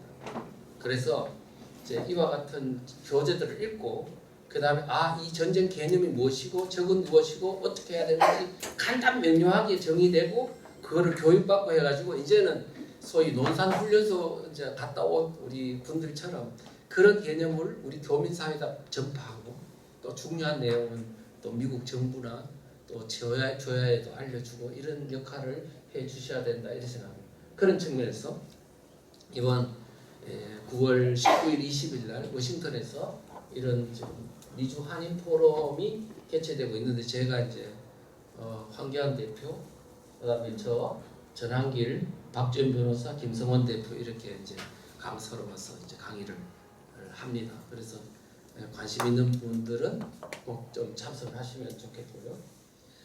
제가 마지막으로는 이번에 제가 여기 미국에 있으면서 우리 폴기 목사님의 그 따뜻한 은혜 아래 제가 이 마음 편안하게 이 책을 쓸 수 있었습니다. 지금 대한민국이 이 체제 전쟁을 함에 있어서 어떻게 전략 전술로 해야 되는지 마스터 플랜, 체제 전쟁 마스터 플랜이라는 책 제목으로 이제 책을 이제 편집하고 있습니다. 그래서 9월 한 12일쯤은 이제 출간이 될 텐데 혹시 이제 교민 사회에도 이제 책을 읽지 않고 뭐 그냥 유튜브를 보면서 그거 안 됩니다. 그래가지고는 전부 다 혼란이 돼가지고 이 사람은 이 사람, 저 사람 저 사람, 백인 백색 천인 천색 이래가지고는요 의병 역할도 못합니다. 이제는 일사불란해야 돼요. 일사불란. 그래서 교범이 같아야 돼요. 여러분들이 만약에 예수를 믿는다 하면서 성경이 없었다고 생각해 보세요. 바이블이 없었다. 바이블이 한 100개쯤 됐다. 어떤 사람은 이 바이블 보고 어떤 사람은 저 바이블 보고 교회 이거는 뭐 없어졌을 겁니다. 바이블은 하나. 그리고 그 바이블을 보고 이랬기 때문에 2000년이 지나도 지금 기독교는 존재하고 있는 것처럼 우리가 전쟁을 함에 있어서는 반드시 교범이 같아야 됩니다. 그런데 우파들은 교범이 없어.